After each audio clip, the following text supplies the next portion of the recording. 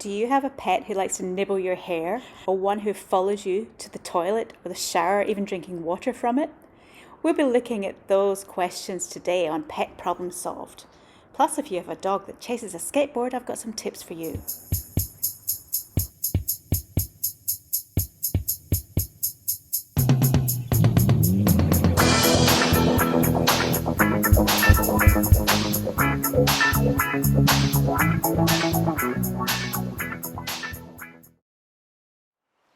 Why does my cat like drinking water from my shower? Asked Marjorie from the Gold Coast. Her cat is a Turkish van breed. This breed are known to enjoy water, but in fact many cats enjoy water from different sources. So you may put a bowl of water next to their food and they don't touch it. Some cats don't need to drink a lot if they're eating wet food, and a lot of cats don't like to drink water right beside their food. So you can separate the bowl, have a few bowls of fresh water around. A lot of cats and dogs don't like water that's come straight from the tap, probably because it's chlorinated and has a strong flavour.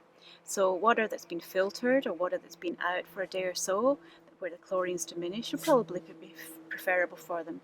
There's really no harm in your cat drinking water from your shower as long as there's no soap or shampoo residues there. Just make sure your cat is healthy and give them adequate water choices throughout your home. My dog hates skateboards, says Olivia and Hannah from Sydney. Finn is a border collie and he will chase them if we allow him, but we keep him on a lead. That's a very good idea. Always have your dog on a lead when there's things around that they may chase. And it's quite common for dogs to dislike skateboards, bicycles, even joggers. But we have to keep the community safe, and so we keep our dogs on a lead. But if you want to solve this issue, well, prevention would be the best way to prevent it happening before it happens. So when a dog is young, get them used to seeing these objects, but not being allowed to chase them and realizing that nothing bad comes of them. Now we can do the same thing with older dogs. We prevent the chasing and we introduce them to these objects gradually. Now, your dog doesn't like skateboards, so what we do is get a skateboard and have it around your home. Have it sitting there doing nothing. Okay? If it sits there for a week and does nothing, your dog's got used to it. Then you might just like to move it a little bit around your home, get the dog used to the sounds of it moving. Then one or the other of you might like to get on that skateboard. You don't need to move fast, just have one foot on it, scooting along. Your dog again is getting used to those sounds and sights. Then you might like to take him to an area where there is somebody skateboarding and have him on the lead and watching from a distance. The important thing here is to start at a distance that your dog does not react. Over time, and this could be the same day or it could take weeks or even months, you would get closer to that skateboard.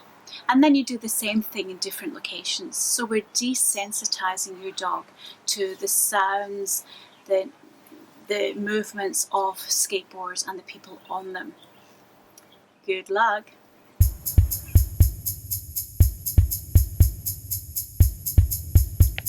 So my chickens are asking me, why are we not answering questions about chicken behaviour?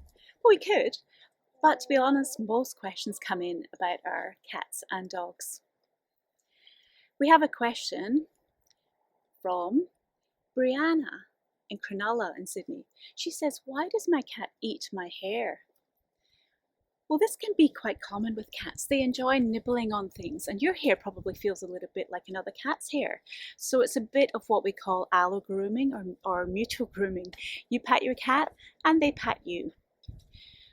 Look, it's only an issue if your cat is really ingesting the hair, in which case you'd really want to prevent this from happening. Cats can ingest, and indeed other animals can ingest things that they're not meant to. We call this behaviour pica, eating inappropriate objects, and it can block their guts. So it's a good idea not to encourage your cat to do this. Perhaps you can encourage them to have another activity with you, to sleep on the blanket next to you, to cuddle into your lap. Something that just involves that bit of extra contact with you, and make sure they've got a good diet and that they've got things to nibble on, other than your hair, of course.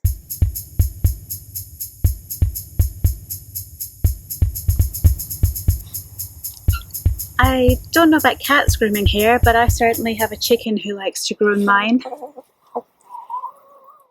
This episode is made possible by Pet Problems Solved.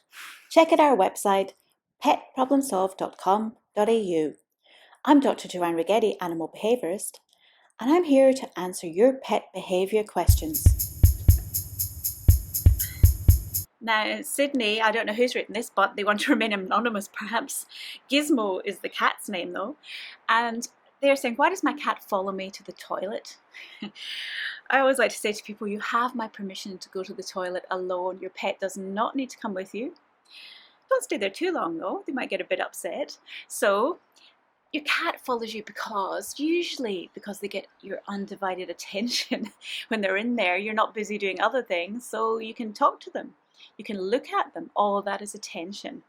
It could be there's a bit of a fear of missing out. Maybe she's going there to do something exciting. Maybe she'll feed me. Maybe I can hop in her lap. So a lot of cats just like to be where you are. If you feel your cat's getting a little bit of anxiety of being separated from you, you want to make sure that you have some gradual separations from your cat when you are at home. Otherwise, just enjoy the fact that your cat loves you and wants to spend time with you wherever you go.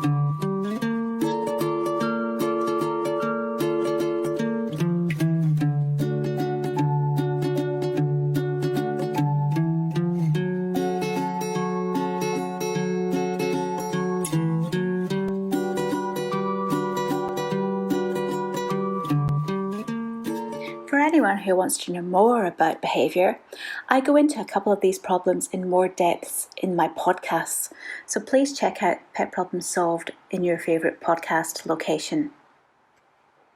If you would like your pet behaviour question answered, send an email to info@petproblemsolved.com.au.